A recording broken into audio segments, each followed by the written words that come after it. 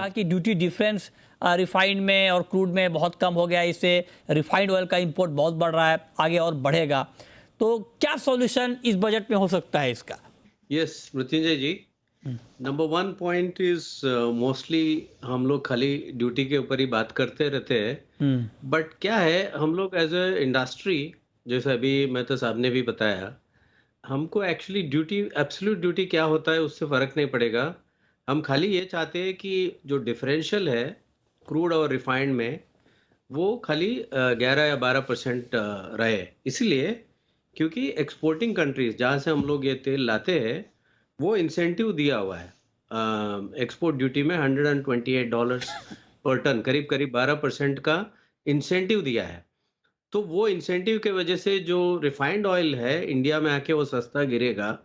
इसलिए यहाँ जो इंडस्ट्री अभी जान फेब मार्च का ही जो बात करे, तो कम से कम 50% अगर इंपोर्ट रिफाइंड ऑयल में अगर बदल जाता है, तो यहाँ के जो फैक्ट्रीज है ऑब्वियसली तकलीफ में आएंगे। तो पहला कदम, पहला हमारा उम्मीद यह है कि सीपीओ ड्यूटी और भी घटा दे या ओलिन का ड्यूटी थोड़ा बढ़ा दे।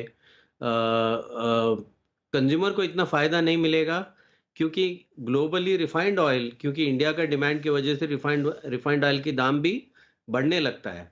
तो इसमें एक स्ट्रक्चरल करेक्शन की जरूरत है। जैसे अभी बात किया, खाली डिफरेंशियल जब तक वो 11 या 12% में मेंटेन करे, तो ये क्या है, फिर वो बैलेंस्ड हो जाता है। फार्मर के लिए भी, इंडस्ट्री के लिए भी, कंज्यूमर के लिए भी, एक्सचेकर के लिए भी एक बैलेंस्ड व्यू करके चलना है as far as duties is concern. But the second thing, I agree with Mehta ji कि ऑयल सीड डेवलपमेंट, जैसे अभी पाम ऑयल में किया है 11,000 करोड़। खाली मेहता जी बोल रहे थे कि 5,000 करोड़ चाहिए, लेकिन हमारा एस्टिमेट जो हमने एज आईवीपीए जो गवर्नमेंट को एक बार दिया था कि कैसे फैलो लैंड को कन्वर्ट करना है, कैसे ये मस्टर्ड जो आज के दिन में वीट और राइस से भी ज़्यादा प्रॉफिटेबल है, अगर क्रॉप इंसेंटिव देना है 6,000 रुपए पर hectare Punjab, Haryana and other wheat growing areas, तो मस्टर्ड में they can convert to mustard crop. तो दूसरा हम लोग ये चाहते हैं कि ऑयल सीड डेवलपमेंट फंड हो to solve this problem of not importing inflation from the global market. तो एक 30,000 करोड़ का इसमें budgetary allocation oil seed sector के ऊपर ध्यान देना चाहिए।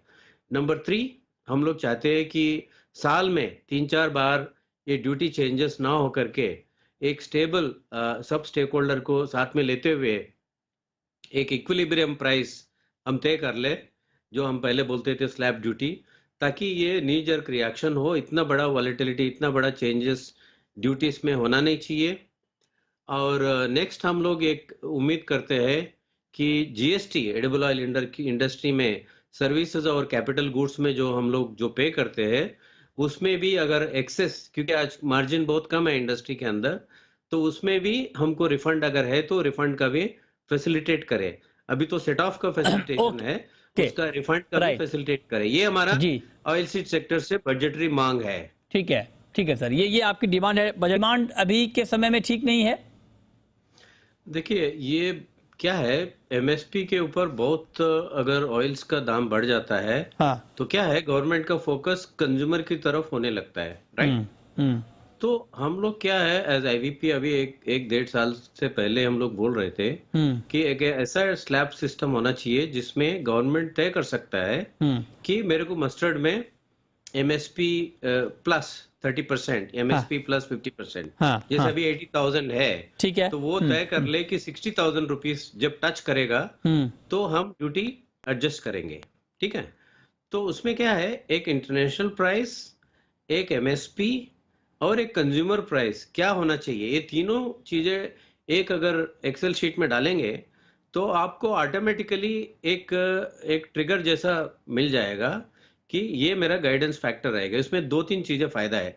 नंबर 1, इसमें थोड़ा ट्रांसपेरेंसी बढ़ेगी, नंबर 1 स्टेबिलिटी आएगी, लेकिन सबसे ज्यादा इंपॉर्टेंट है वो इस टाइप का MSP linked duty, import duty के कारण गवर्नमेंट का रिएक्शन टाइम बहुत कम हो जाएगा। जैसे अगर आप देखेंगे, आप खुद ही इतने इंटरव्यूज किए हैं कि मील इंपोर्ट्स जब जून में करना था, वो डिसीजन होते होते अक्टूबर में लिया गया, जबकि क्रॉप सीजन आ गया था, इंपोर्ट का ड्यूटी घटाना था फॉर एग्जांपल अप्रैल एंड मई में, वो जाके अक्टूबर में ड्यूटी कम करना पड़ा। क्यों? क्योंकि उससे पहले मार्केट अगर रेपसीड भी हो गया 1,90,000 रुपए हो गया, और सोयाबीन सीड भी 90,000 रुपए हो गया था, जबकि एमएसपी आधा था।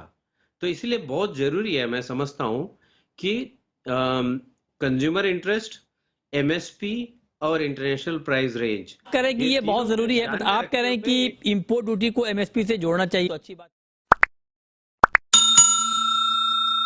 Please like and subscribe IVPH channel.